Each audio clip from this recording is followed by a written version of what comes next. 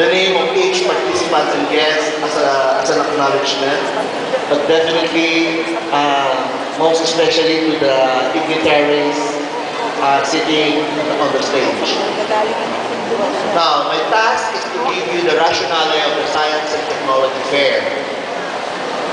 In recognition of the crucial role of the advancement of science and technology as a part of national priorities, Presidential Proclamation number 2214 was enacted in 1982 by then President Ferdinand Marcos, declaring the second week of July every year as the National Science and Technology Week, or NSTW, and authorizing relevant authority to undertake the commemorative ceremonies and activities.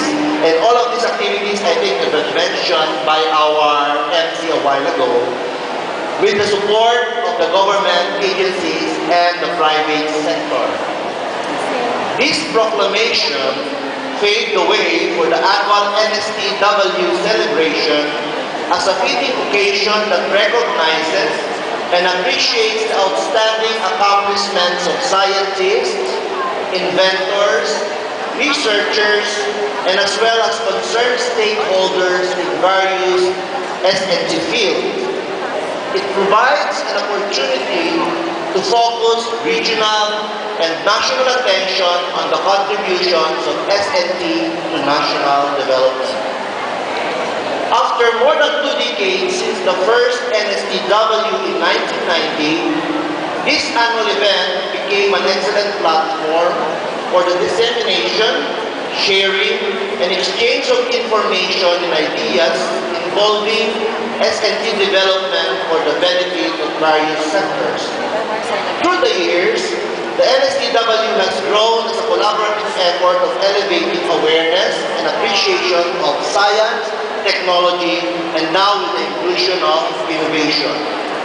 More importantly, it became an excellent ground for facilitating the lab-to-market commercialization and adoption of our local technologies and innovation.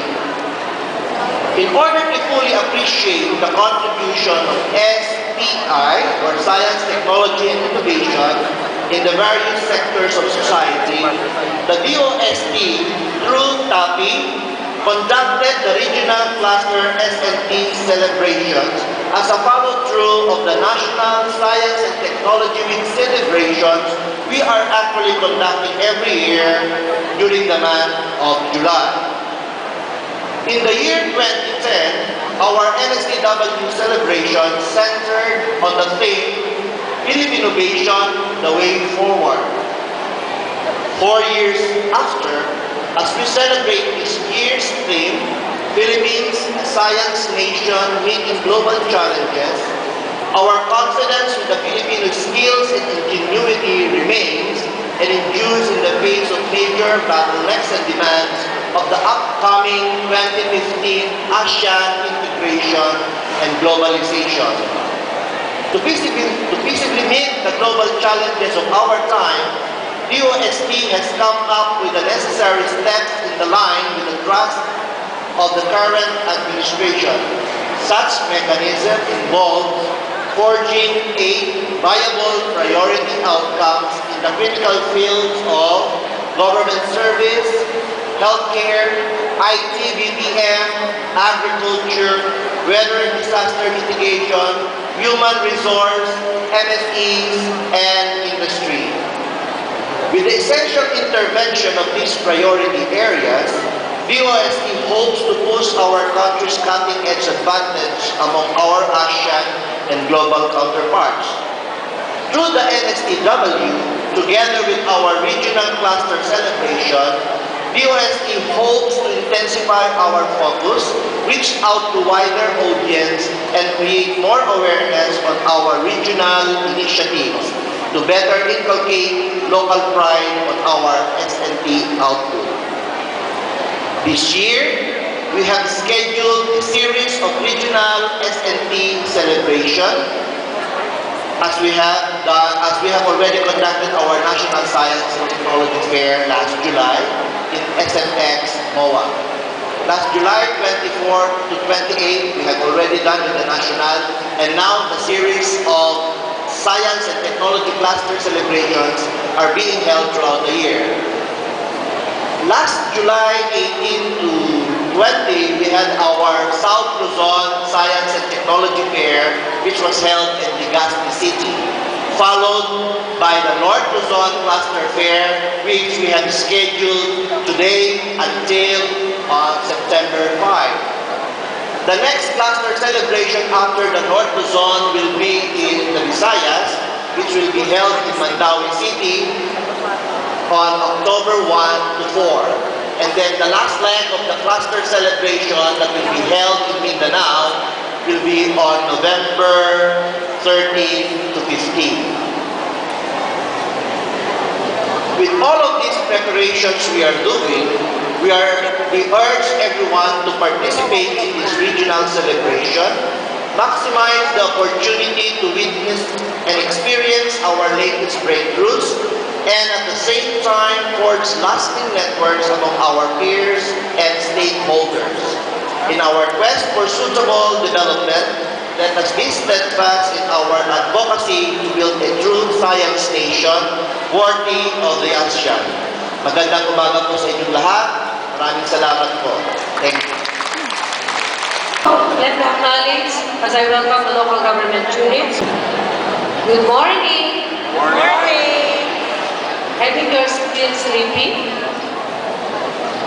It is with great pleasure that I welcome each and everyone to the 2014 North Luzon Cluster Science and Technology Fair here in Cagayan Valley region, graciously hosted by the Cagayan State University Cali campus. We are surrounded by the joint effort of the Ilocos region, Cordillera, and Cagayan Valley to bring science and technology to North Luzon. This year, we are showcasing technologies on DOST 8 outcomes. We are fueled by our belief that science and technology play important roles in agriculture, enterprise, industries, information technology, connectivity, health, education, and disaster preparedness, just like what our director from TAPI has mentioned a while ago. The 3-day event features scientific developments. Also, it will feature technological solutions through SMT exhibits, technology fora, trainings, science and technology quiz, science explorer, and other exciting activities to make science and technology cluster closer and within the reach of our clienteles.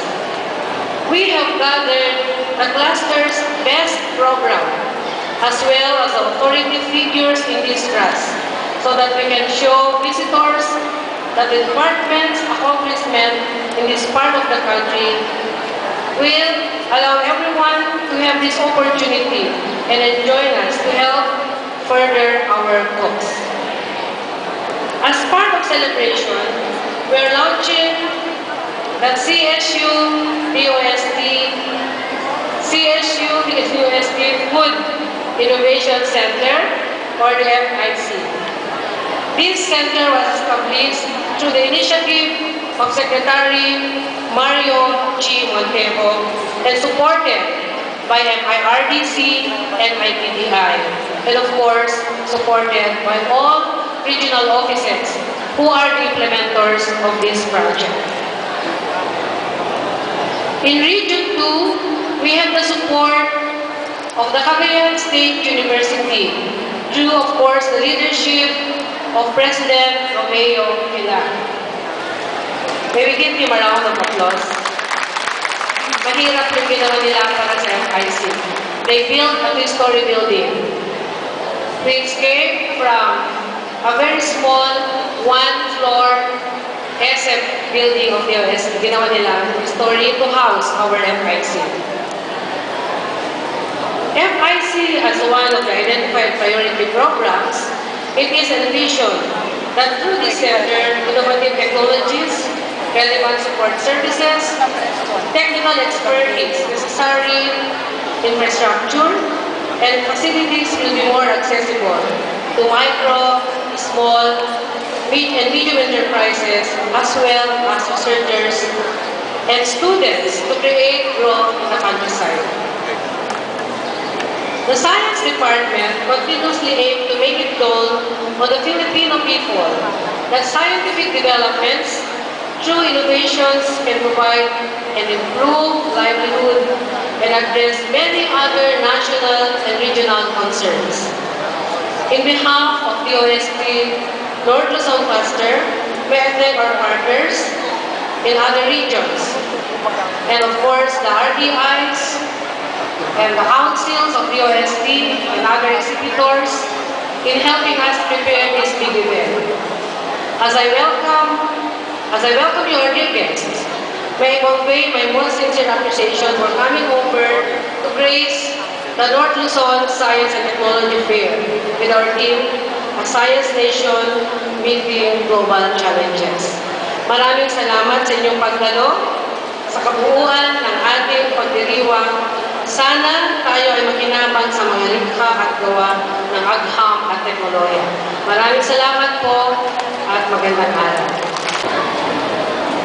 I would like to share with you the National Science and Technology Week 2014 presentation document of Secretary Mario G. Montero. But before presenting that material, because I thought that the Secretary presented this during the celebration of the National Science and Technology Week in Manila in July. I thought that it is fitting and proper for us to share this in the region cluster celebration of the SMT Fair for information to our people what we have so far accomplished to address national concerns and issues. But before that, I'd like to briefly introduce Secretary Mario G. Montero. He is a mechanical engineer, a graduate of the University of the Philippines, Diliman. And he truly believes that local technology works and believes that our own scientists and researchers are experts in their respective fields. He has high regard for our human resource and has invested so much for the DOST scholarship program, and we're glad to see so many of our scholars. I was told that there are about more than 300 of them here in the region, and 75% of them are here at CSU. So we're very happy to know that, and we look forward to increasing the number in the coming years.